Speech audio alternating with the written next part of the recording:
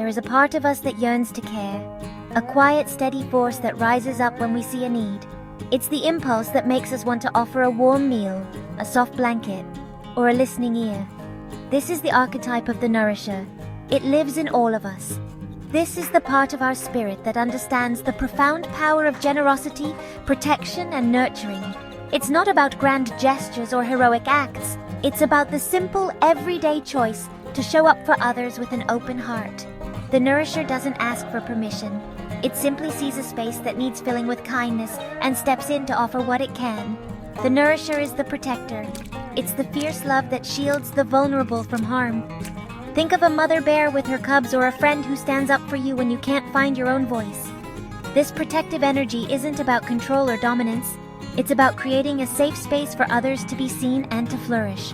It's the part of us that says, "I've got you. You are safe here." This quality is rooted in a deep sense of connection, a recognition that we are all in this together. When we act from this place, we are building a shelter of compassion not just for one person, but for our entire community, one gentle act at a time. Generosity is the heartbeat of the nourisher. It's the willingness to give freely, without expecting anything in return. This isn't just about material things. It's about giving our time, our attention, and our energy. It's about sharing our joy and holding space for someone else's sorrow. True generosity comes from a place of abundance, a belief that there is enough love and kindness to go around. It's not a transaction, it's an offering. It's the quiet joy we feel when we see someone else's burden lightened, even just a little, because we chose to share what we had. This is the spirit of wholehearted giving. Ultimately, the nourisher is about nurturing growth. It's the gardener who tends to a fragile seedling, providing just the right amount of water, sunlight, and support. This archetype understands that everyone and everything needs care to thrive. It celebrates progress no matter how small. It offers encouragement instead of criticism.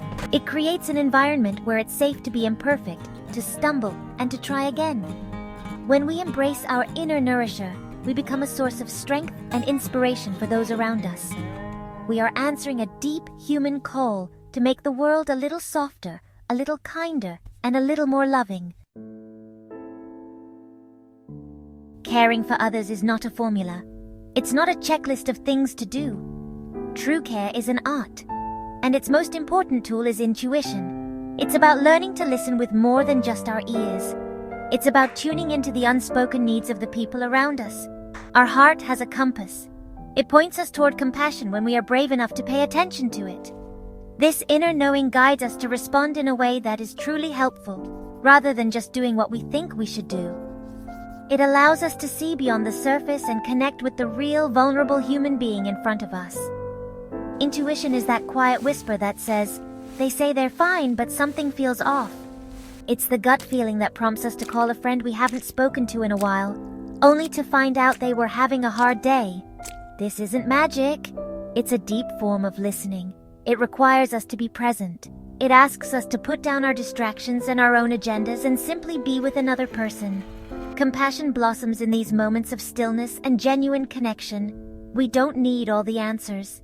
We just need to be willing to sit in the uncertainty and offer our quiet, steady presence. Responding with compassion means meeting people where they are, not where we expect them to be. It's about validating their feelings without judgment. When a friend is hurting, our first instinct might be to fix the problem or offer advice. But often, what they truly need is someone to say, "That sounds so hard. I'm here with you." This is empathy in action.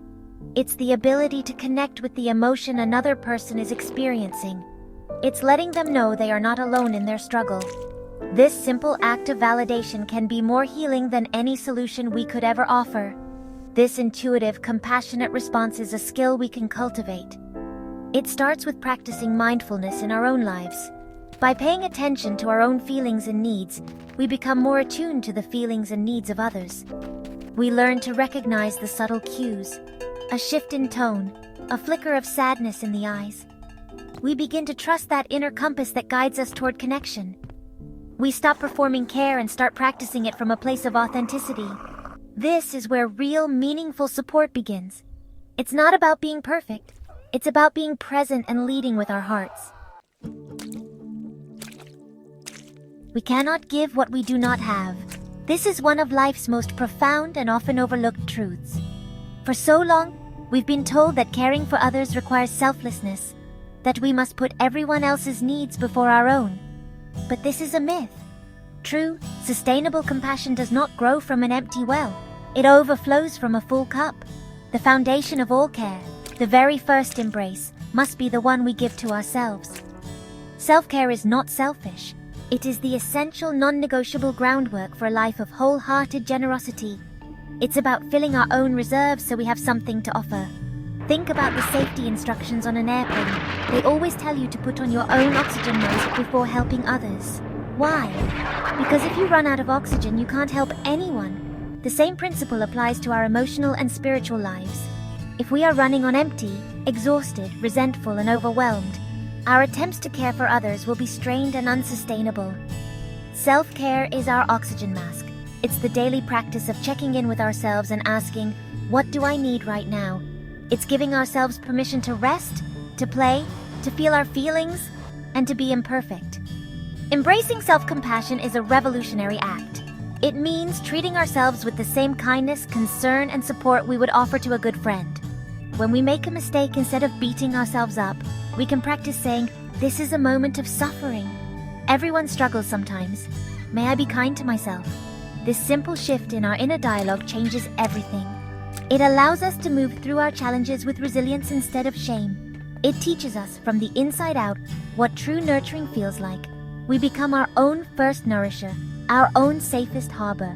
When we are rooted in self-love and self-respect, our capacity to care for others expands beyond measure. We are no longer giving from a place of depletion or obligation. We are giving from a place of fullness and genuine desire. Our care becomes a joyful expression of our own well-being, not a burdensome duty. We show up for others with more patience, more empathy, and more energy because we have taken the time to replenish our own. The most generous thing we can do for the world is to take care of ourselves first. This is the starting point of becoming a true nourisher. The practice of nurturing comes alive in the small, ordinary moments of our days. It's in the way we interact with the people and living things that share our world. These acts of care create a ripple effect, spreading outward from our center and touching lives in ways we may never fully know. Look at the way we care for a child. We don't just provide food and shelter. We offer a hug after a fall, we read a story before bed, and we listen with wide-eyed wonder to their endless stories. We are nurturing their spirit, creating a foundation of love and security that will support them for the rest of their lives. This is the nourisher in its purest form. This same nurturing energy can be extended to the animals in our lives. When we adopt a pet, we are making a promise to care for a creature that depends on us completely. We provide food, water, and a warm place to sleep. But the real nurturing comes from the gentle strokes, the playful games, and the quiet companionship. We learn their unique personalities and respond to their needs with patience and affection. In return, they offer us unconditional love. This relationship teaches us about a different kind of communication, one based on presence, trust, and a shared unspoken bond. It's a daily lesson in selfless giving. The call to nurture extends beyond our own homes and into our communities. Think about a neighbor who is elderly or living alone. The simple act of checking in on them, bringing them their mail, or sharing a home-cooked meal can make a world of difference. It's a way of saying, I see you. You are part of this community and you matter.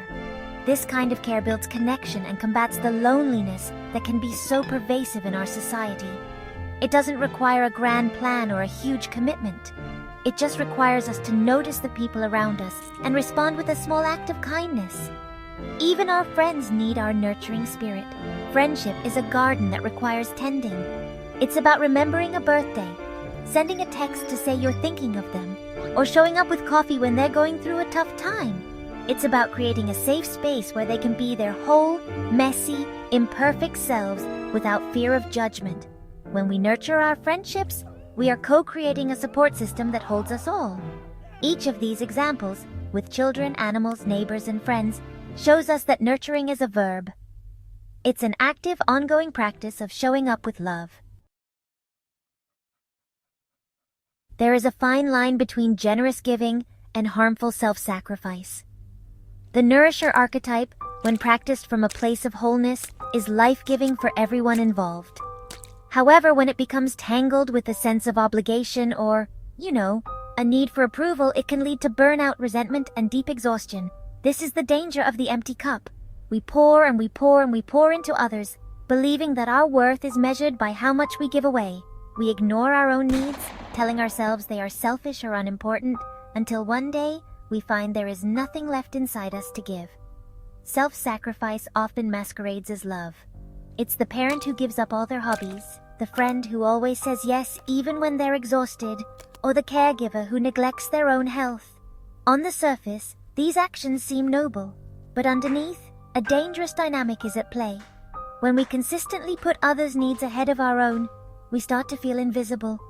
A quiet resentment begins to build. Our giving is no longer a joyful offering, it becomes a heavy burden. We may even start to subtly or not so subtly blame the people we are caring for, creating a toxic cycle of guilt and obligation. This pattern of self-neglect is not sustainable. It leads directly to burnout, a state of complete emotional, physical, and mental exhaustion. When we are burned out, we lose our capacity for empathy. We become irritable, cynical, and detached. The very people we wanted to care for now feel like a drain on our depleted resources. We are no longer a source of comfort or strength, we are just surviving. This is the tragic irony of self-sacrifice. In our attempt to be the ultimate caregiver, we destroy our ability to care at all. We have emptied our own cup, and now we have nothing to offer anyone, including ourselves. We must unlearn the myth that love equals martyrdom. True love and authentic care do not require us to erase ourselves. In fact, they demand that we show up fully, with our own needs met and our spirits intact. Giving from an empty cup helps no one. It creates relationships based on dependency and resentment rather than mutual respect and joy. The most courageous thing a nourisher can do is to recognize when their cup is running low and take the time to refill it. This isn't weakness, it is wisdom. It is the commitment to sustainable, wholehearted compassion. Boundaries are the most compassionate thing we can do for ourselves and for the people we love. Let me say that again. Boundaries are the key to compassion. This idea can feel counterintuitive, especially for those of us who identify as nourishers. We want to be open, available, and giving. The thought of saying no or setting a limit can feel unkind or selfish. But the truth is, clear boundaries are not walls that shut people out. They are fences that protect the sacred space of our own well-being. They are the lines we draw that allow us to love others without losing ourselves in the process. Think of a beautiful garden. A fence around that garden doesn't exist to punish the world outside. It exists to protect the tender plants growing inside from being trampled. Our energy, our time, and our emotional health are that garden. Boundaries are the fences we build to protect them. A boundary might sound like, I love you, but I cannot answer calls after 9 p.m., or I am happy to help you, but I am not available to do it this weekend. These statements are not rejections. They are honest, respectful declarations of our own capacity. They allow us to give from a place of choice, not obligation. Setting boundaries requires immense courage. It means disappointing some people. It means letting go of the need to be liked by everyone and the desire to be seen as endlessly accommodating. It means choosing self-respect over the approval of others. This is vulnerable work. When we first start setting boundaries, we may feel guilty or anxious. People who are used to us having no limits may push back. This is where we must stand firm in our worthiness. We have a right to protect our own resources. We are not responsible for other people's reactions to our boundaries. The magic of boundaries is that they ultimately create healthier, more honest relationships. When we are clear about what we can and cannot do, there is no room for resentment to grow. People know they are getting the best of us, not what's left of us. And by modeling healthy boundaries, we give others permission to do the same. We teach people how to treat us, and we create a culture of mutual respect. A nourisher with strong boundaries is a powerful, sustainable force for good. They can give generously and love deeply because they know their own well is not running dry. In our culture, we often confuse self-care with selfishness and wholehearted giving with self-sacrifice. It's time to untangle these concepts. Selfishness is about taking for oneself at the expense of others, without regard for their needs or feelings. It comes from a place of scarcity, a fear that there isn't enough to go around. so I must hoard what I can for myself. It is driven by ego and a lack of connection. A selfish act leaves others feeling used or diminished. It creates division and fosters distrust. It's a closed loop that ultimately leads to isolation. Wholehearted giving, or altruism, is the complete opposite. It flows from a place of abundance and connection. It's the recognition that my well-being is intrinsically linked to yours. When I give from my heart, it's not a transaction. I'm not giving to get something back. I'm giving because it feels like a natural expression of my own fullness. This kind of giving uplifts everyone involved. The giver feels a sense of joy and purpose, and the receiver feels seen, valued, and cared for. It strengthens the bonds between us and builds a more compassionate community. The key difference lies in the intention behind the action. Are we giving out of fear, obligation, or a desire for recognition? Or are we giving from a genuine place of love and a desire to contribute to someone else's well-being? Giving to get praise is not altruism. It's a form of manipulation. Giving because you feel you have to will eventually lead to resentment. But giving because your heart feels full and you want to share that light with the world, that is the essence of the Nourisher. It's a gift with no strings attached, offered freely and joyfully. This is why self-care is the bedrock of altruism. When we take the time to fill our own cup, we are operating from a place of security and wholeness. We no longer need to take from others to feel good enough. We have enough. In fact, we have more than enough. Our cup begins to overflow, and it's from this overflow that we can give freely and generously. We are not giving away a piece of ourselves. We are simply sharing our abundance.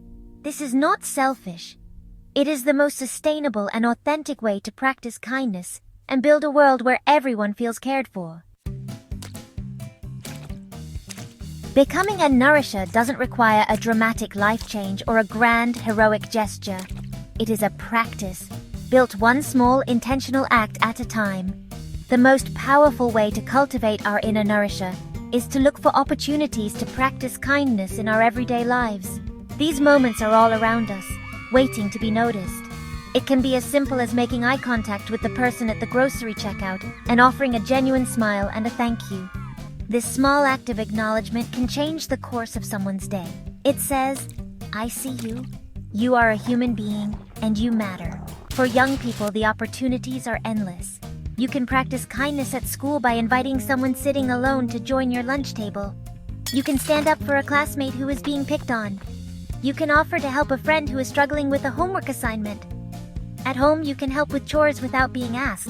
Or you can take the time to really listen when a parent or sibling is talking about their day.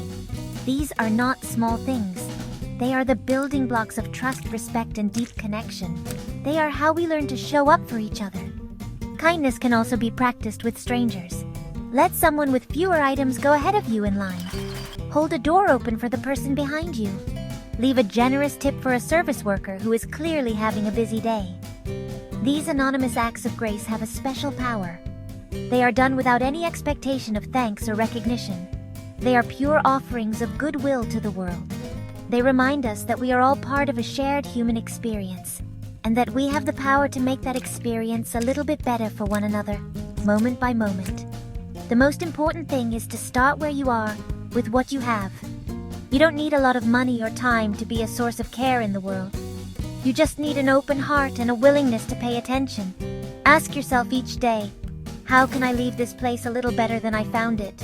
Maybe it's picking up a piece of trash. Maybe it's giving a genuine compliment. Maybe it's just sending a text to a friend to let them know you're thinking of them. Each act, no matter how small, strengthens your compassion muscle and sends a ripple of kindness out into the world. The journey of the Nourisher is a beautiful paradox. It begins with turning inward, with the courageous act of tending to our own hearts. It starts with filling our own cup until it is full. We learn to offer ourselves the same compassion, patience, and grace that we so freely give to others.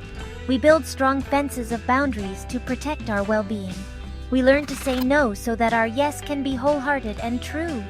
This is not a selfish pursuit. It is the essential, foundational work required for a life of deep and meaningful connection with others. When we commit to this practice of self-nourishment, something magical begins to happen. Our compassion is no longer a limited resource that we have to carefully ration out. It becomes a renewable energy source generated from within. Our hearts, once tended and full, naturally begin to overflow. The kindness, the generosity, and the care that we have cultivated for ourselves spill out into the lives of those around us. We don't have to force it. We don't have to perform it. It becomes who we are. Our presence itself becomes a source of comfort and strength. This is the ultimate call to action. Choose to care without expectation. Choose to give from the overflow of your own full heart. When we offer our care as a free gift, without needing anything in return, not thanks, not recognition, not even a change in the other person's behavior, we liberate both ourselves and them. We create relationships based on freedom and mutual respect, not on debt and obligation. We contribute to a community where people feel safe to be vulnerable, to ask for help, and to offer it in return. This is how we build a happier, more connected world.